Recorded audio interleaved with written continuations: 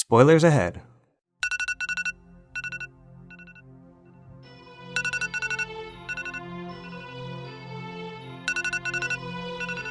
How much longer can you live like this?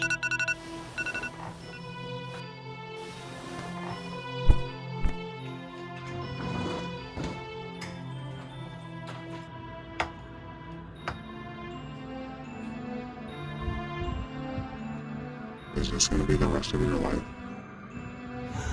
I've been feeling really down lately, and when I usually feel down, there's one thing I like to do to help cheer me up. And that's watch cute little animals go through the same emotional turmoil that I'm going through! Same, girl.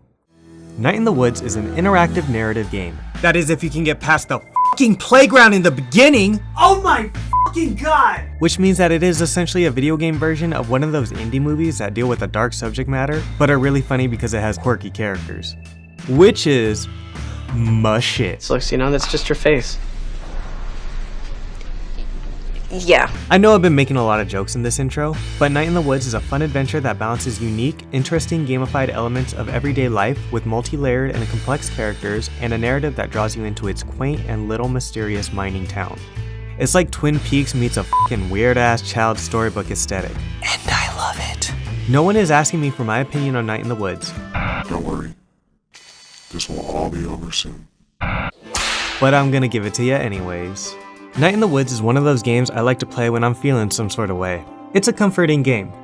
Like going on a nice relaxing vacation. But I wouldn't know anything about that because I can't eat! I'm broke! And I probably have to spend the rest of my life at the Taco Bell I'm at just to survive. But what I do find relaxing is calling out sick at my job, which is the closest thing I'm gonna get to a vacation. And who can blame me?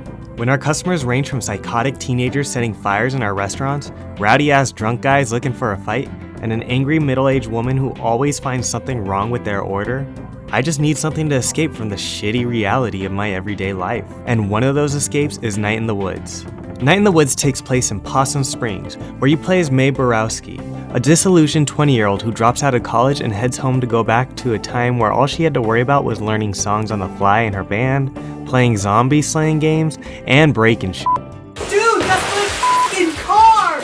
Now, when it comes to gameplay for Night in the Woods, there's really not much to talk about. Night in the Woods isn't the most exciting game, like a Halo or a Call of Duty. Night in the Woods is more of a chill game where you play bass in a local band with your friends, throw water balloons and some boomers at a local Halloween festival, and steal shit. Now, chilling out and committing petty theft is fun and all, but the thing that keeps me coming back to this game is the characters. May, Greg, Bee, and Angus are much more layered than their 2D animal sprites make them out to be at first, and some of the most relatable characters I've seen within a video game, even though you'd probably wish you didn't relate to them. It's heavily implied throughout the game that May suffers from depression and anger issues. Bee has had to grow up quickly and put aside her own dreams in life to take care of her father after so many traumatic events have happened to her within the past few years. Angus is very gentle and sweet, but he reveals later in the game that he didn't have such loving parents. And then there is Greg. During one of your hangouts with Greg, he reveals to you that he's been struggling with his emotions as of late. He describes it as having really up days and really down days. This really hit home for me. Ever since I left college and hit my mid-20s, I bounced from one part-time job to another. And I eventually ended up at a Taco Bell with the world's most aggressive customer base. Every day I wake up, I'm not sure if I'm gonna have a good day, or if someone's gonna walk in and order an extra large fried chalupa with extra hot sauce and shit all over the stalls in our bathroom. Sir, don't be silly. Drop the chalupa. I said, drop the chalupa. Put it down, man! Yeah, drop the chalupa. And to be honest, that's still considered a good day because at least the guy made it to the bathroom for once. But it's when these characters are able to push past these issues and persevere. That's what makes this game such a comfort to play. Because even throughout all the literal shit life throws at you, there's still just obstacles you can overcome. Whether it's surviving each day at work, shooting at some weird deer in the woods, squirting people in the dumpy rundown mall, or discovering a group of ghostly coal miners who kidnap and kill random troubled youths, homeless people, and orphans. Wait, what? Holy shit. That's right. Halfway through the game, Night in the Woods goes from a slice of life game to a murder mystery dealing with the occult. Oh, hold up. Hello? Yo, yo, yo, it's M to the R to the A to the K to the O. What's up, Marco? Yo, bro, listen. So, funny story, I was out last night, and suddenly I found some concert tickets in my pockets. Alright, listen, some concert tickets in my pockets, bro. I don't know how they got here or anything, but, like, I totally need you to cover for me Friday night. You can do it, right? No, I'm not gonna take your Good, shit. good. Alright, yeah, good. Wait, good. no. Yeah, I didn't say bro, yes. Listen. I didn't. Listen. No. It won't happen again. I swear, it won't happen again. So, you'll cover for me, and, hey, how are you, by the way? Not good. I wasn't listen, gonna I'm work. just kidding. I don't have time for that. Alright, My God. Yeah, alright, bye. Don't hang up. This guy.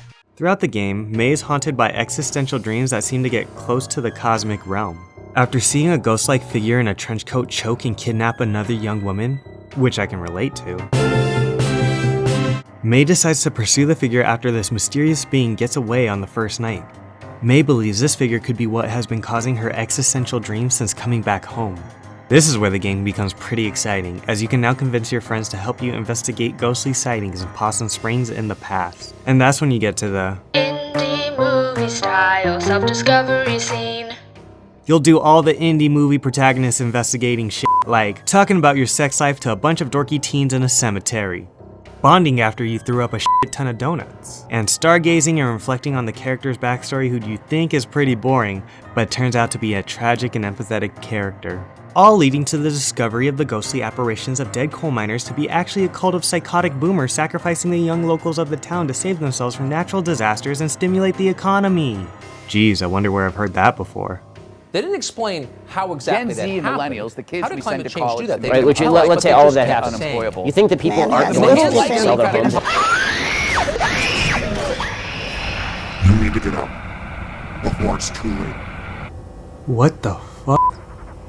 But in the end, May and her friends escape from the clutches of the boomer death cult and come to a breakthrough on her own depression, and escape alive to be able to gain a new outlook on life. One that looks at a better tomorrow, no matter the obstacles oncoming. And that's one thing I've really taken from this game.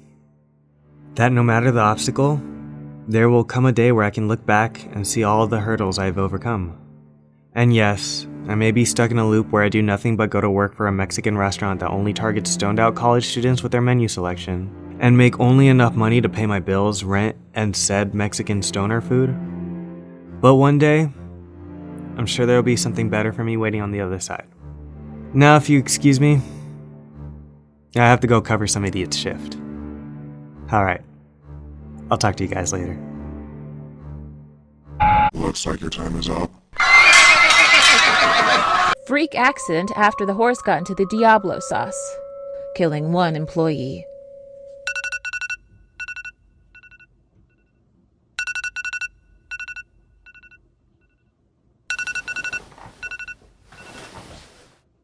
Huh?